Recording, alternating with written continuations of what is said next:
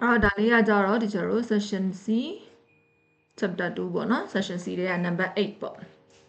အရောင်လေးပြောင်းလာအောင်နေနဲ့ကြည့်ဖြစ်တယ်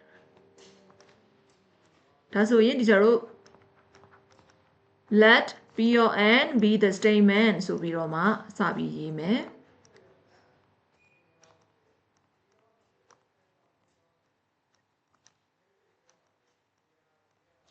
statement that 2 by 3 power 1 plus 2 by 3 square plus and so on plus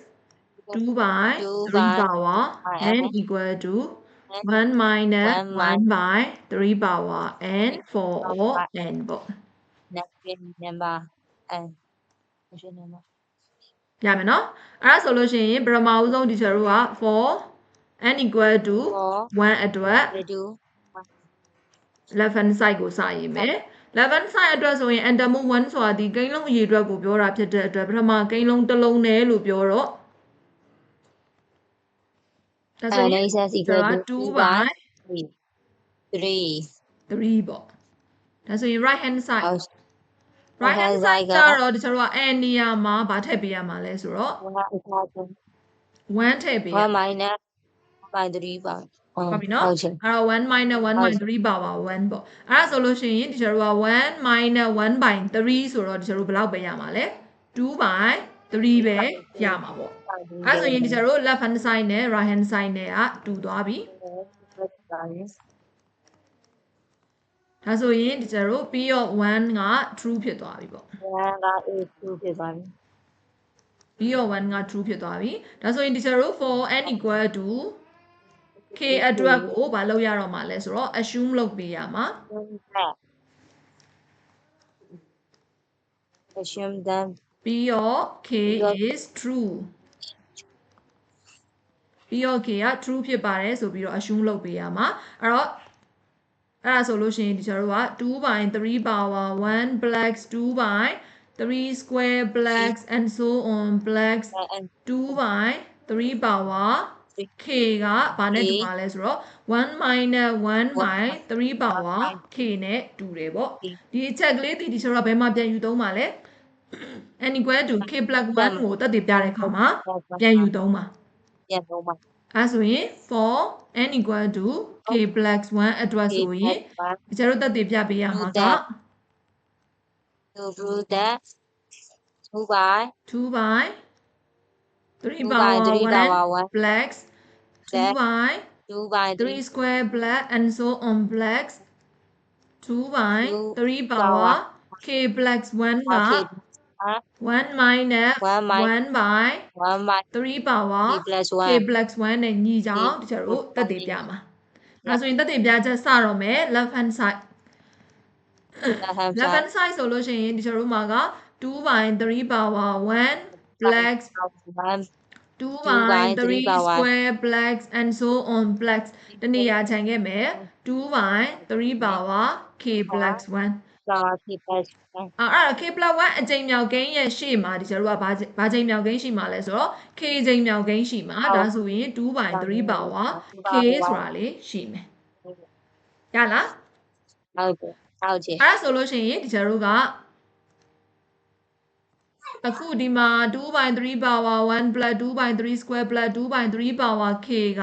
ဘာနဲ့တူတယ်လို့ဒီကျတို့ယူဆခဲ့လဲဆိုရင်1 minus 1 by 3 power k နဲ့ညီတယ်ဆိုပြီးဒီကျတို့ယူဆခဲ့တယ်ဒါကြောင့်မလို့သူ့နေရာမှာဒီကျတို့က1 minus 1 by 3 power k လေးဒီကျတို့အစားသွင်းမယ်ပေါ့အစားသွင်းအဲ့တော့1 minus 1 by 3 power k လေးဒီကျတို့အစားသွင်းမယ်အဲ့တော့2 by 3 power ဒီကျတို့ k plus 1ဆိုပြီးဖြစ်သွားပြီဒါဆိုရင်ဒီချက်ကဒီနောက်ကိန်းနှစ်ခုကိုဒီချက်ကပိုင်းချိန်ညှိကျင်တယ်အဲ့ဒီကောင်မှာဒီချက် minus လေးကိုပုံထုတ်ထားလိုက်မယ်နော်1 minus ဆိုပြီးတော့ဒီလိုပုံစံလေးလုပ်ထားလိုက်မယ်1 by 3 power k minus 2 by 3 power k plus 1ဆိုပြီးတော့လုပ်ထားလိုက်မယ်ဒါဆိုရင်ဒီချက်တို့မှာဥပမာပေါ့နော်1 by 2နဲ့ 1 by 4နဲ့ရှိရဲ့အဲ့နှစ်ခုကိုကျွန်တော်တို့ပေါင်းကျင်တာပဲဖြစ်ဖြစ်နှုတ်ချင်တာပဲဖြစ်ဖြစ်ဆိုရင်ကျွန်တော်တို့ဘာလုပ်ရလဲပိုင်းချင်ညှိရတယ်လေအဲ့တော့ပိုင်းချင်ညှိရင်4ဆိုတာဒီကျွန်တော်တို့2 square ပေါ့နှစ်တစ်ထပ်နဲ့နှစ်နှစ်ထပ်နဲ့ဆိုရင်ဘုံပိုင်းချင်ကိုဘယ်သူ့ကိုထားရလဲ ယူကိုထား ဟမ်နှစ်ထပ်ကိုထားရတာပေါ့ဟုတ်ပြီနော်အဲ့တော့ပိုကြီးတဲ့ထပ်ကိန်းကိုဒီကျတော့ဘုံပိုင်းချင်ထားပေးရတယ်နှစ်ထပ်ကိုဒီကျတော့ဘုံပိုင်းချင်ထားပေးရတယ်ဒါဆိုလို့ရှိရင်ဒီကျတော့ကဒီဘက်ချမ်းအကောင်ကိုပိုင်းချင်ကိုနှစ်ထပ်ရအောင်2နဲ့မြောက်တာဖြစ်တဲ့အတွက်ပိုင်းဝေကိုလည်း2နဲ့မြောက်ပေးရတယ်ဆိုပြီးတော့2 + 1ဒီလိုမျိုးလေးဒီကျတော့လုပ်ပေးလိုက်ရတာအခုဒီမှာဆိုရင်လည်းပဲဒီကျတို့က3 power k နဲ့3 power k + 1ကိုဒီချက်ကဘုံပိုင်းချင်ညှိချင်ရင်ဘယ်သူ့ကိုဘုံပိုင်းချင်အဖြစ်ထားပေးရမှာလဲဒီပါပါ K + 1ကိုပုံမှန် ပိုကြီးတဲ့ထက်ကိန်းကိုဒီကျတို့ကဘုံပိုင်းခြေဖြစ်ထားပေးရမှာပေါ့ဒါဆိုရင်ဒီကျက3 power k + 1ကိုဘုံပိုင်းခြေထားလိုက်ပြီဒါဆိုရင်3 power k ကို3 power k + 1ရအောင်ဘယ်သူနဲ့မြောက်ရလဲဆိုတော့3နဲ့မြောက်လိုက်ရင်ဒီကျတို့က3 power k + 1ရတယ်လေဟုတ်လားဟုတ်ချင် အဲ့ဆိုလို့ရှိရင်ဒီကျတို့ကပိုင်းခြေကို3နဲ့မြောက်ရင်ပိုင်းဝေကိုလည်းဒီကျတို့က3နဲ့မြောက်ပေးရတယ်အဲ့တော့3 - 2ဆိုပြီးတော့ဖြစ်သွားတယ်